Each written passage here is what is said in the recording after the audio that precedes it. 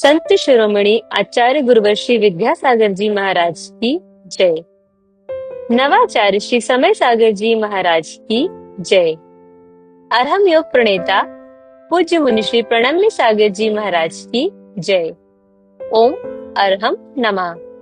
स्वाध्याय प्रेमी बंधुओं, युग श्रेष्ठ आचार्य भगवान श्री 108 विद्यासागर जी महाराज के सरस्वती पुत्र अभीक्ष्ण ज्ञानोपयोगी प्राकृत विद्य अरहम योग प्रणेता मुनि श्री प्रणम्य सागर जी द्वारा रचित नई छड़ाला का अनूठा स्वाध्याय गुरु आशीर्वाद से सतत चल रहा है। हम आशा करते हैं कि ग्राफिक्स और एनिमेशन के साथ आप सभी को यह स्वाध्याय और इसमें दिया गया विषय अच्छे से समझ में आ रहा होगा। प्रथम दाल के स्वाध्याय में हम 4 गतियों के दुख क्रम से जान रहे हैं और उत्तम श्रावक कुल में एक स्वस्थ शरीर के साथ जन्म की दुर्लभता और इसे सार्थक कैसे बनाए को भी समझ रहे हैं। अब चलते हैं नई छड़ाला प्रथम ढाल की कक्षा की ओर। हमने जाना विषयों से विरक्ति होना बहुत कठिन है। लोग इसे छोड़ना नहीं चाहते, इसीलिए कहते हैं कि अपने आप सब हो जाएगा।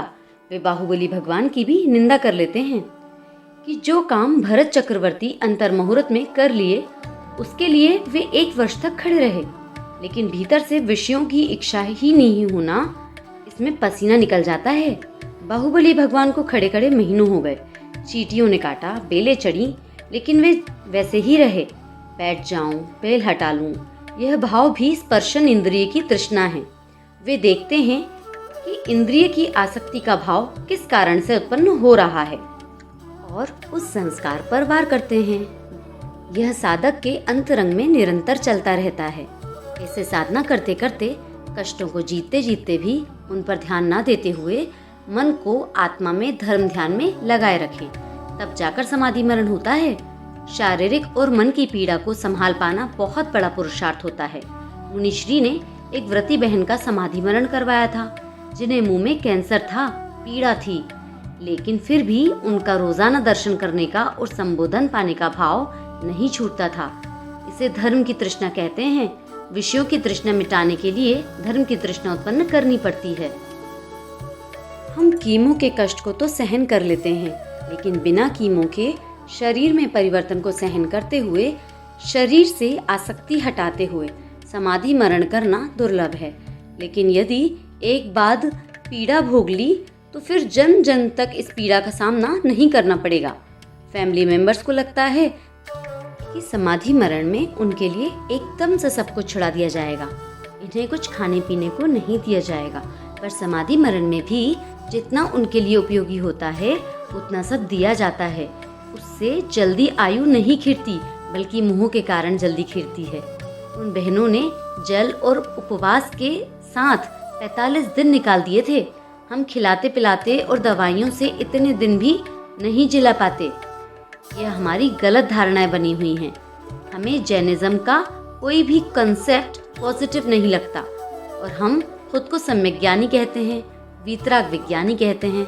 समाधि मरण करना मनुष्य जीवन की सबसे बड़ी सार्थकता कही गई है। तीर्थंकरों के दिए गए सिद्धांतों को स्वीकार करने पर ही हम सम्यक ज्ञानी होंगे। इसीलिए सम्यक ज्ञान के लिए यह नई छह डाला है। कुछ भी नई चीज आने पर हमारे मन का आग्रह पहले उस पर दोषारोपण करता है। यह भी विषय तृष्णा की तरह हमारा संस्कार बन चुका है। हमें पहले सम्यक ज्ञानी बनना है। वीतराग विज्ञान बहुत बात की बात है। उसे तो मुनि महाराज भी जैसे तैसे बड़े कष्ट से प्राप्त करते हैं। इस संज्ञान के बिना इन लोक में 4 हैं, मंगल शरण श्रेष्ठ, अरहत सिद्ध व साधु गण, धर्म जैन जग ज्येष्ठ। तीर्थंकर जिन देव की, जिन वाणी को ध्याय, सार्वधर्म संक्षेप से कहूँ चित्त हुलसाए। आज कितने ही कैंसर पीड़ित पेशेंट आते हैं, लेकिन वह कभी भी इस तरह का अपने शरीर की अंतिम स्थिति को देख करके भी ऐसा भाव नहीं बना पाते कि हम कैसे कैसे इस साधना को बढ़ाएं, कैसे कैसे हम इस शरीर से अपने ममत्व को छोड़ें। या तो वो लोग गलत धारणाओं में जीते हैं, उनके फैमिली मेंबर कुछ डरे हुए रहते हैं, गलत धारणाओं में जीते हैं कि भाई इनके लिए कुछ एकदम से सब छुड़ा दिया जाएगा, इन्हें कुछ खाने पीने नहीं दिया जाएगा। ये सब गलत धारणा है। समाधि मरण में भी सब कुछ दिया जाता है, क्रम क्रम से सब कुछ कम किया जाता है, लेकिन अदवा तदवा कुछ नहीं होता है। जितना उसके लिए उपयोगी होता है, जितना उसकी बॉडी एक्सेप्ट करती है, उतना उसको दिया जाता है। आप मोह में ज्यादा देंगे तो रोग ज्यादा बढ़ेगा, जल्दी बढ़ेगा, और जल्दी बढ़ेगा तो वह जल्दी आयु खिरेगी। तो मोह में यह भी हो जाता है। हम सोचते हैं कि संलेखना में जल्दी आयु खिर जाती है। मैं कहता हूं आपके मोह के कारण से जल्दी आयु खिर जाती है। जब उस बहन का समाधि मरण देखा तो कितने महीने, 45 दिन तक बिना किसी भी चीज को खाए, मात्र जल लेकर के, और बीच बीच में कई उपवास करते हुए सिर्फ जल से उसने 45 दिन निकाल लिए। सुनते हो, आपको कठिन लगता है, लेकिन अगर वही चीज खा पी करके तरह तरह की और दवाइयां भी खिला करके अगर आप निकालोगे तो आप इतने दिन तक नहीं जला पाते। ये धारणाएं हमारी गलत बनी हुई हैं। हमें कोई भी जैनिज्म का कॉन्सेप्ट पॉजिटिव नहीं लग रहा है, और हम अपने आप को सम्यक ज्ञानी कह रहे हैं, वीतराग विज्ञानी कह रहे हैं। ना तो हमें यह कॉन्सेप्ट पॉजिटिव लग रहा है कि यह सही कहा गया है, जस तस विषय विरक्ति होए, और इसके आगे का कॉन्सेप्ट तो बिल्कुल ही समझ में नहीं आता है कि मरण समाधि होए। समझ में आ रहा है? और हम कहते हैं हम सम्यक ज्ञानी हैं, आत्मानुभवी हैं, वीतराग विज्ञान जानने वाले हैं, आत्मा की बात करने वाले हैं। हमारी समझ में नहीं आता आप कैसी बातें करते हैं। हम आपकी कभी प्रशंसा नहीं कर सकते। आपको कुछ ईर्ष्या होगी महाराज, आप कह सकते हो। ईर्ष्या अलग चीज होती है, और गुण और दोषों का विभाजन करके गुणों की प्रशंसा करना, यह सम्यक दृष्टि जीवों का काम होता है। तो सम्यक दृष्टि जीव हमेशा गुणों की प्रशंसा करेगा। अगर आपकी हम प्रशंसा नहीं कर सकते तो इसका मतलब यह नहीं कि आपसे ईर्ष्या है। आप जबरदस्ती अपने आप को गुणी बना रहे हैं, और आपके अंदर कोई गुण है नहीं है। और सबसे बड़ा दोष यही है कि आपने अपने आप को गुणी मान लिया है। यह सबसे बड़ा घमंड, आपका सबसे बड़ा दोष। और जो चीजों पर आपका श्रद्धान होना चाहिए, उन चीजों पर आपका कोई श्रद्धान नहीं है। आत्मानुभव के बिना सम्यक दर्शन नहीं होता। कोई नहीं कहेगा कि समाधि मरण के बिना सम्यक दर्शन नहीं होता। जितना कुछ आचार्यों ने लिखा है, चाहे तत्वार सूत्र में पढ़ लो, हर तरह से श्रावक के लिए भी लिखा है और साधुओं के लिए भी लिखा है। समाधि मरण की उपादेयता अपने आप में मनुष्य जीवन की सबसे बड़ी सार्थकता कही गई है। और इसको नकारना, इसको नहीं स्वीकारना, इसके ऊपर क्वेश्चन मार्क लगाना, यह अपने आप में सम्यक ज्ञानी का काम कैसे हो सकता है? तो तीर्थंकरों के द्वारा दिया गया कोई भी तरीके का अपना ये जो सिद्धांत है, इस सिद्धांत को जब तक हम स्वीकार नहीं करेंगे, हम सम्यक ज्ञानी कैसे हो सकेंगे? इसलिए यह सीखना जरूरी है। इस विद दुर्लभ है संज्ञान। इस तरह का यह संज्ञान माने यह सम्यक ज्ञान दुर्लभ है। सुन रहे हो? वीतराग विज्ञान सुलभ है, सम्यक ज्ञान दुर्लभ है। नहीं समझ आ रहा? बोलो तो क्या कह रहा हूं? वीतराग विज्ञान सुलभ है, बहुत जल्दी समझ में आ जाएगा आपको। यह सम्यक ज्ञान दुर्लभ है। यह ज्ञान भी दुर्लभ है, यह भी समझ में आ जाए आपको। इसमें भी आपको क्वेश्चन मार्क लगेगा ये नई छह डाला क्यों? नहीं समझ में आया? क्यों बोलो, क्यों है? वीतराग विज्ञान की सुलभता में जो लोग रच पच रहे हैं, उनके आगे सम्यक ज्ञान रखने के लिए ये नई छह डाला है। वीतराग विज्ञान सुलभ है, वो दुर्लभ चीज नहीं है, ये सम्यक ज्ञान दुर्लभ है जो यहां बताया जा रहा है। इस क्यों का उत्तर ये देना है आपको। सुन रहे हो ना? हाँ, क्योंकि जब सामने कोई भी चीज आती है तो सबसे पहले मन का आग्रह पहले उस चीज पर दोषारोपण करता है, पहले उस चीज पर कटाक्षेप करता है। स्वीकारना तो बहुत दूर की बात है। मन का आग्रह जिस ढंग से हमारे अंदर पड़ा हुआ होगा, वो भी एक संस्कार बन चुका है विषय तृष्णा की तरह। वो वीतराग विज्ञान का भी एक संस्कार पड़ चुका है। और जब उस संस्कार के सामने ये चीज आएगी जब नई, तो ये क्यों, ये प्रश्न आए बिना रहेगा नहीं आपके अंदर। सुन रहे हो? तरह तरह के आपके अंदर उत्तर आएंगे। मुनि महाराज अपनी बुद्धि ज्यादा दिखा रहे होंगे, अपना ज्ञान ज्यादा बांट रहे होंगे, दूसरों के ज्ञान को पीछे ढकेल रहे होंगे। कुछ हो सकता है ना, और भी कुछ आप अपने मन की भी तो बताओ थोड़ा सा। ही तो मैं अपने मन में सोच रहा हूं वो बता रहा हूं। बता दो, मैं कोई बुरा नहीं मानूंगा। मुझे बता दो, बड़े लोग थिंकिंग क्या क्या आती है। बोलो दादी अम्मा, कुछ तो बोलो, क्या सोचने में आता है? अपना, है ना, अपनी चीज दिखाने के लिए, या अपना कुछ नया बताने के लिए, या है ना मैं ही सही हूं ये बताने के लिए। और क्या बोलो तो, थोड़ा सा हमारा सहारा तो दो हमें। यही विचार आएगा ना, और क्या आएगा? इसके अलावा और क्या आ सकता है? तो जब भी हमारे सामने कोई ऐसी चीज आएगी, हमारे सामने प्रश्न आएंगे, क्योंकि वो भी हमारे संस्कार में पड़ा हुआ है। और इस तरह की चीजों को एक्सेप्ट करना, इसको समझना, इसको समझाना, इसको स्वीकार करना कि हां, अगर हमें सम्यक ज्ञान की बात करना है तो किसकी बात? हाँ, वीतराग विज्ञान की बात नहीं करना अभी मुझे। किसकी बात करना? हाँ, सिर्फ सम्यक ज्ञान की बात। संज्ञान माने सम्यक ज्ञान। पहले सम्यक ज्ञानी बनो। वीतराग विज्ञान बहुत बात की बात है।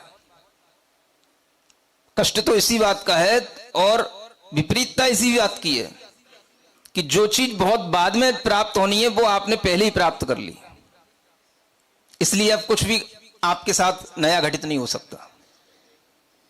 तो पहले क्या होना चाहिए था? सम्यक ज्ञान। और हम पहले क्या लिया है? वीतराग विज्ञान। जिस वीतराग विज्ञान को मुनि महाराज भी जैसे तैसे बड़े कष्ट से, सुन रहे हो, बाहुबली की तरह 1 साल में जैसे तैसे प्राप्त करते उस वीतराग विज्ञान को, वो आपको घर बैठे मिल गया। तो अब आपके लिए क्या चाहिए? कुछ नहीं चाहिए।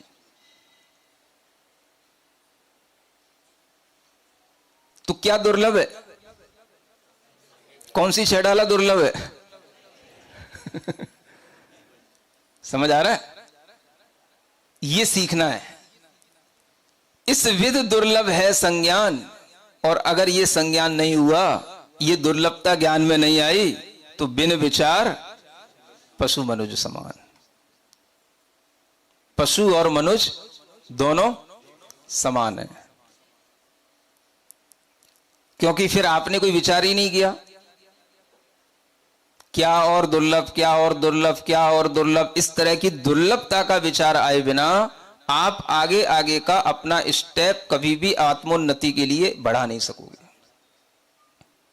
क्या हमारे पास है, क्या हमें आगे और स्टेप लेना है, ये हमें जानना जरूरी होता है। और ये इसी तरह के सम्यक ज्ञान के माध्यम से सामने आता है।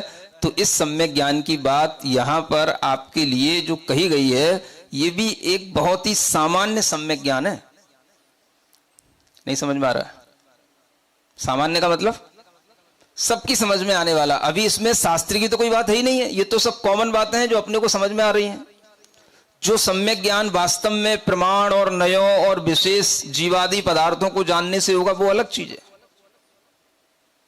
वो बात की बात है। पहले इतना तो कॉमन जिसको साइंस बोलते हैं वो तो अपने अंदर आए, वो एक सम्यक ज्ञान है कि हम दुर्लभता का विचार अपने अंदर रखेंगे तो ये भी उस सम्यक ज्ञान की एक सामान्य परिभाषा है। अब ये 6 ढाला का जहां से प्रारंभ किया था उसी विषय का इसमें अंत हो रहा है। कहां से शुरू किया था? चतुगति में है जीव अनंत, पंच परावर्तन नहीं अंत। तो जो पंच परावर्तन की बात आई थी, उन परावर्तनों में थोड़ा सा उन परावर्तनों का स्वरूप जानने के लिए ये 3, 4, 5 छंद और भी हैं, है ना। तो अपन अभी एक तो पढ़ते ही हैं कम से कम। कर्म और नौ कर्म अखेद, द्रव्य परावर्तन द्वय भेद, थोड़ा बचा न कोई द्रव्य, भोग न छोड़ा भव्य अभव्य। पढ़ो।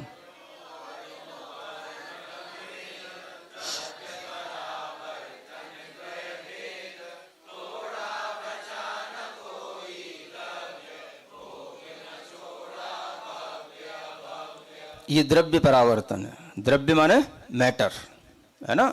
जो पुद्गल पदार्थ है उसको द्रव्य कहते हैं। तो वो द्रव्य 2 तरह का होता है, एक कर्म द्रव्य होता है, एक नौकर्म द्रव्य होता है ना। कर्म द्रव्य का मतलब जो अपन ज्ञानावरण आदि 8 कर्मों का ग्रहण करते हैं, ये कर्म द्रव्य है। ये क्या है? हाँ।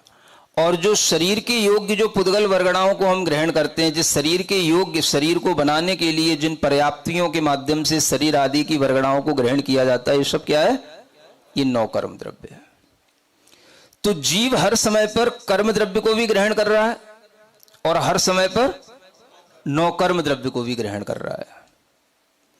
9 कर्म द्रव्य की पुद्गल वर्गणाएं, ये इनकी क्वालिटी अलग है, और जो कर्म द्रव्य की पुद्गल वर्गणाएं हैं इनकी क्वालिटी अलग है। द्रव्य दोनों है, पुद्गल द्रव्य की अपेक्षा से दोनों पुद्गल हैं। एक स्थूल है, एक सूक्ष्म है। 9 कर्म द्रव्य हमें दिखाई देता है, ये स्थूल पुद्गल द्रव्य है। कर्म द्रव्य हमें दिखाई नहीं देता, ये सूक्ष्म पुद्गल द्रव्य है। दोनों ही पुद्गल हैं, अजीव पदार्थ हैं।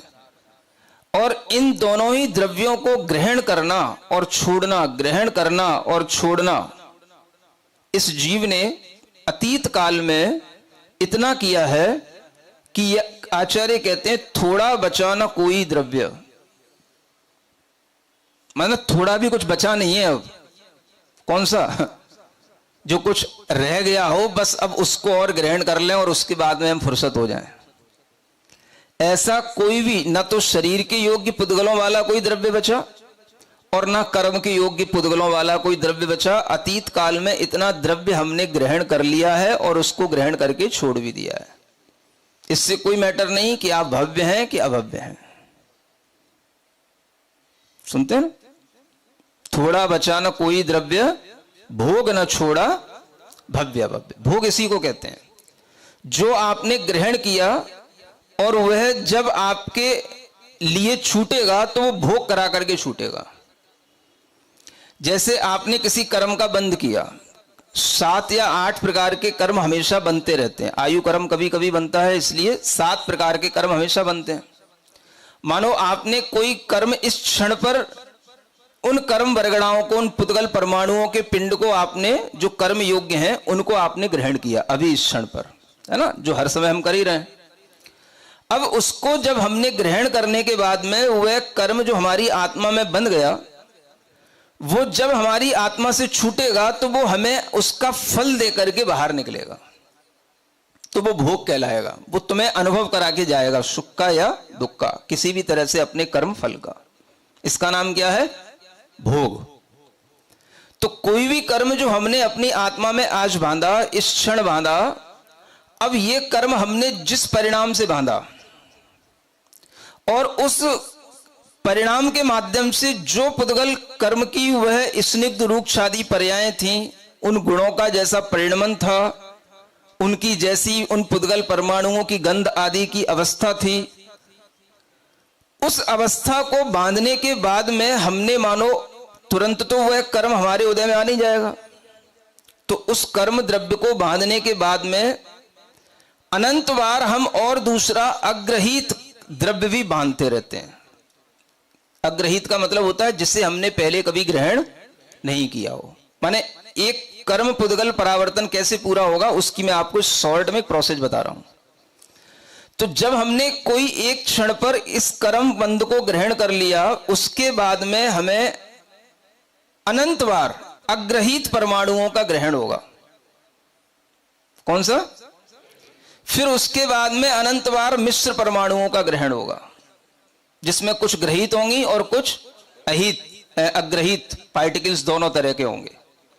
फिर उसके बाद में ग्रहित परमाणुओं का अनंत बार ग्रहण होगा।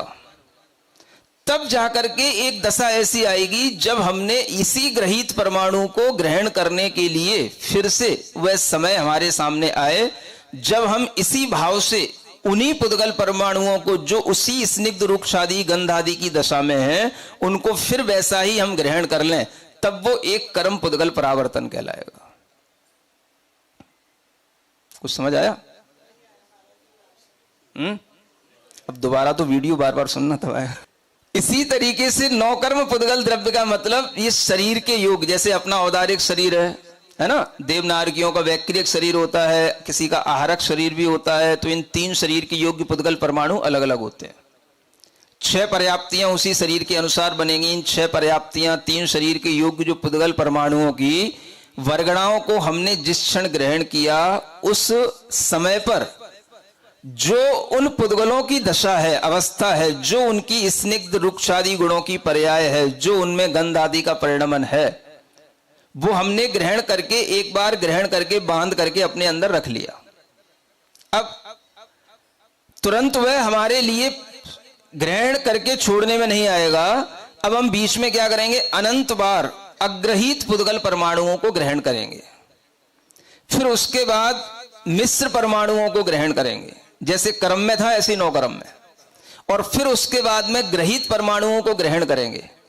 तब जाकर के ग्रहित करते करते इसका नंबर आएगा कि जो हमने आज ग्रहण किया है वही हमें अनंत समय के बाद में फिर से ये ग्रहण करने में आए, और इसी प्रकार की पुद्गल वर्णाओं का परिणमन हो जैसा इस समय पर हो रहा है, तो वो एक नौकर्म पुद्गल परिवर्तन कहलाएगा। ये दोनों को द्रव्य परावर्तन का स्वरूप कहा जाता है। द्रव्य परावर्तन द्वय भेद, द्रव्य परावर्तन के 2 भेद हैं, एक कर्म द्रव्य परावर्तन और एक नौकर्म द्रव्य परावर्तन। इनको मिलकर के यह एक द्रव्य परावर्तन बनता है, क्योंकि दोनों तरह का द्रव्य अलग अलग है। जब आप दोनों तरह का द्रव्य इस तरह से ग्रहण करके उसको पुनः वही द्रव्य ग्रहण कर लें, तो वो एक द्रव्य परावर्तन आ जाता है। यानी जो द्रव्य हमने कर्म का या नौकर्म का अभी ग्रहण किया है, ठीक वैसा ही द्रव्य अब दोबारा ग्रहण करने में आ जाए। वो कब आएगा?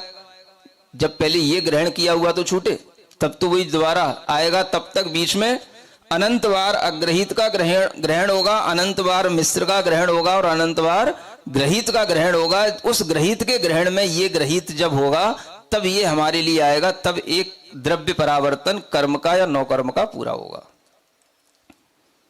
और दोनों को मिलाकर के वह एक द्रव्य परावर्तन कहलाएगा। कुछ कुछ तो आ रहा है ना? चलो ठीक है, आ गया, दोबारा सुनने की जरूरत नहीं पड़ेगी। इसको कहते हैं द्रव्य परावर्तन। तो आचार्य कहते हैं इतना हमने शरीर योग्य द्रव्य भी ग्रहण कर लिया, माने ऐसे शरीर जो हमें दूसरों के दिखाई दे रहे हैं, उन सबके शरीर भी हमारी आत्मा ग्रहण कर चुकी है। ऐसे ही समझो कि जैसे सारे कपड़े जो तुम पहन करके छोड़ देते हो, वही फिर से रिसाइकलिंग होकर के आपके पास में आ जाते हैं, और उन्हीं कपड़ों को फिर आप एक न्यू फॉर्म में फिर से ले लेते हो। तो कपड़ा तो वही रहता है, मटेरियल तो वही रहता है सारा। ऐसे ही सब शरीरों के योग्य परमाणु हमने अपनी आत्मा में ग्रहण किए हैं, उनका फल चाखा है, उनको भोगा है और उनको छोड़ा है। चाहे वो कर्म के लिए हो, चाहे वो नौकर्म के लिए हो। तो कर्म और नौकर्म समझ में आया? ये हर समय पर बंद होता है, और बंद होने के बाद में जब इसका फल मिलता है तो वो हमारे लिए भोग कहलाता है। तो जो हम अपने शरीर का भोग कर रहे हैं, हम अपने शरीर से मानो सुखी महसूस कर रहे हैं, ये अभी हम सुख का भोग कर रहे हैं। क्या सुन रहे हो? शरीर निरोग है तो निरोग पुद्गल परगणाओं का भोग कर रहे हैं, और शरीर सरोग है तो रुग्ण पुद्गल परगणाओं का भोग कर रहे हैं। सुख का भी भोग कहलाता है, दुख का भी भोग कहलाता है। तो वह सुख दुख इस शरीर से भी होता है और कर्म से भी होता है। तो कर्म भी अपना फल दे करके जाएगा, तब सुख दुख का उपभोग होगा, और जिसके माध्यम से फल देगा वह शरीर होगा, वह शरीर के योग्य पुद्गल वर्गणाओं का भी सुख दुख हम भोगेंगे, तो वो भी हमारा उपभोग कहलाएगा। सुन रहे हो? इसलिए जो आप बोलते हो ना हम भुक्त भोगी हैं, इसका मतलब क्या है? हर चीज हमने पहले से भोग रखी है। भुक्त माने भोगा हुआ, उसी को हम भोग रहे हैं। तो ये बात आप इसलिए नहीं लगाते हो कि ऐसा शरीर हमें पहले भी कई बार मिल चुका है। समझ आ रहा है? कोई कष्ट आता है आपके ऊपर, तब आप कहते हो भैया ये सब तो हमें पता है, भुक्त भोगी हैं। क्या सुना? हाँ, चातुर्मास चातुर्मास चातुर्मास होना है। चातुर्मास में क्या क्या होता है महाराज हमें सब मालूम है, भुक्त भोगी हैं। ये भी भुक्त भोगी में आएगा? होता ही रहता है चातुर्मास महाराज, क्या क्या होता है हमें सब पता है। नया होगा तो नई पुद्गल वर्गणाएं वो भी कहीं ना कहीं भोग चुके होंगे। अब वो कभी ग्रहित होती है, कभी अग्रहित होती है ना? तो हो सकता है कि आपके लिए ग्रहित का अनुभव ज्यादा हो, अग्रहित का अनुभव कम हो, है ना? लेकिन दुनिया में पुद्गल वर्गणाओं का भोग तो हमारे लिए हो चुका है, लेकिन सारा का सारा जो ज्ञान का भोग है वो हमारे लिए पूरा नहीं हुआ कभी। ये नहीं कहा आचार्यों ने ये जो ज्ञान है वो सारा सारा तुम पहले भी ले चुके हो, इसको भी भोग चुके हो। ज्ञान का भोग नहीं किया, है ना? तो ज्ञान नया होता है, बाकी सब चीजें दुनिया में पुरानी होती हैं। शरीर भी पुराना होता है और रिश्तेदार भी पुराने होते हैं, और सुख दुख की जो भी हमारे लिए भावनाएं, परिणतियां और विचार आते हैं ये भी सब पुराने होते हैं। ये सब हम अनेक बार कर चुके होते हैं, अनेक बार छोड़ चुके होते हैं। यहां पर सबको अनंत बार में गिना गया है। अनेक कहने से तो हल्का लगता है। भुक्तोज्जिता मुहुर्मोहान मया सर्वेपि पुद्गला उच्छिष्टिषु तेष्वद्य मम विज्ञस्य कायस्पृहा। आचार्य पूज्यपाद महाराज। हाँ क्या? देखो, ज्ञान पढ़ लेना अलग बात है, और एक ज्ञान की अवधारणा, ज्ञान की एक भीतर से भावना उत्पन्न होना, है ना? ज्ञान का अपने में समाना, ज्ञान का एक आनंद लेना जिसको कहते हैं, वो अलग बात है ना? तो हो सकता है ज्ञान ये पहले पढ़ा हो, लेकिन ज्ञान का आनंद वो पुराना नहीं होता, वो नया ही होगा, है? हाँ, तो नई छेड़ाला पढ़ोगे तो नया आनंद आएगा, नया ज्ञान आएगा। हाँ, तो यही नए ज्ञान का आनंद, ज्ञान ही का आनंद नया हो सकता है। हाँ, बाकी सब तो पुराना है। इसलिए नई छेड़ाला में नया आनंद है, नया ज्ञान है। ये अगर आपके दिमाग में चढ़ जाए तब तो फिर कोई दिक्कत है ही नहीं है। जिसको ज्ञानानंद आने लगेगा उसको विषयानंद अपने आप छूटने लगेगा। इस तरह से आचार्यों ने कहा कि भोगों की जो तृष्णा है वो तो हमने सब पूरी कर ली है, लेकिन कभी पूरी हुई नहीं। लेकिन इस तरह के ज्ञान की प्यास हमारे अंदर कभी आई नहीं, और आ जाती है तो ये ज्ञान की प्यास हमें अपने ज्ञान स्वरूपी आत्मा से मिला देती है और विषयों से हमें बिल्कुल छुड़ा देती है। इसलिए ये ज्ञानानंद की पिपासा अपने आप में श्रेष्ठ है, बाकी सब अनर्थकारी है। ये अपने अंदर ज्ञान आने का नाम ही सम्यक ज्ञान कहलाता है। ओम अरहम नमः। तो चलिए आज की कक्षा का एक क्विक रिवीजन कर लेते हैं। आज हमने पंच परावर्तन में द्रव्य परावर्तन जाना। पुद्गल पदार्थ को द्रव्य यानी मैटर कहते हैं। यह दो तरह का होता है। जो हम ज्ञानावरण आदि 8 कर्म ग्रहण करते हैं वह सूक्ष्म पुद्गल द्रव्य कर्म द्रव्य होता है जो हमें दिखाई नहीं देता, और जो शरीर बनाने योग्य पुद्गल वर्गणाएं ग्रहण करते हैं वह स्थूल द्रव्य 9 कर्म द्रव्य होता है जो हमें दिखाई देता है। हम इन दोनों को हर समय ग्रहण करते रहते हैं, चाहे हम भव्य हो या अभव्य। हमने अनंत काल में इन्हें इतनी बार ग्रहण करके छोड़ा है कि अब थोड़ा भी द्रव्य शेष नहीं बचा है। आत्मा में बंधा हुआ कर्म अपना फल देकर सुख दुख का अनुभव कराकर छूटता है, तब वह भोग कहलाता है। हमने जिस स्निग्ध रूप गंध आदि आत्मा के परिणाम से कर्म बांधा वह तुरंत उदय में नहीं आता। उसके बांधने के बाद हम अनंत बार दूसरा अग्रहित द्रव्य बांधते हैं। अग्रहित द्रव्य यानी जिसे हमने पहले ग्रहण नहीं किया। उसके बाद अनंत बार मिश्र परमाणुओं का ग्रहण होता है, यानी इसमें कुछ ग्रहित पार्टिकल्स होंगे और कुछ अग्रहित। फिर उसके बाद ग्रहित परमाणुओं का अनंत बार ग्रहण होगा, तब जाकर हम वापस उसी स्निग्ध रूक्ष गंध आदि अवस्थाओं के साथ वैसा ही पुद्गल परमाणु ग्रहण करेंगे, और फिर तब जाकर एक कर्म पुद्गल परावर्तन पूर्ण होगा। ऐसे ही 9 कर्म में भी होता है। औदारिक, पैक्रियक और आहारक शरीर, इन तीनों के योग पुद्गल परमाणु अलग अलग होते हैं। 6 पर्याप्तियां उसी के अनुसार बनती हैं। जो हमने आज ग्रहण किया वैसा ही हमें अनंत समय के बाद में फिर से ग्रहण करने में आएगा। तब वह एक 9 कर्म पुद्गल परावर्तन कहलाएगा। कर्म द्रव्य परावर्तन और 9 कर्म द्रव्य परावर्तन को मिलाकर एक द्रव्य परावर्तन बनता है। हमने अभी जिस कर्म या 9 कर्म का ग्रहण किया है ठीक वैसा ही दोबारा तब आएगा जब पहले यह ग्रहण किया हुआ छूटेगा। हमें जो दूसरों के शरीर दिखाई देते हैं वह सब हमारी आत्मा ग्रहण कर चुकी है।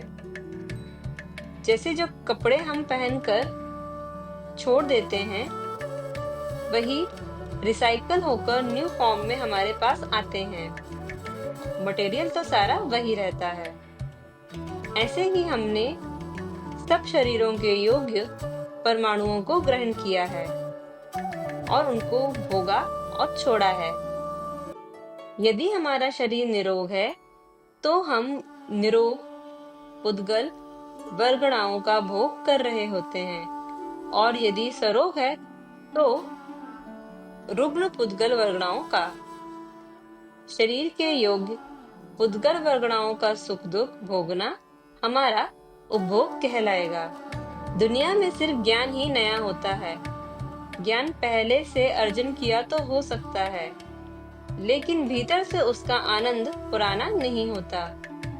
हमने भोगों की तृष्णा खूब पूरी करी है, लेकिन वह कभी पूरी नहीं हुई।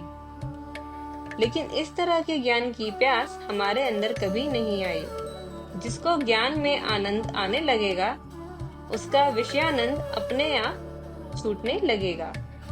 तो चलिए अब हम जिनवाणी स्तुति करते हैं। तत्पश्चात समय होगा आज के सवाल का।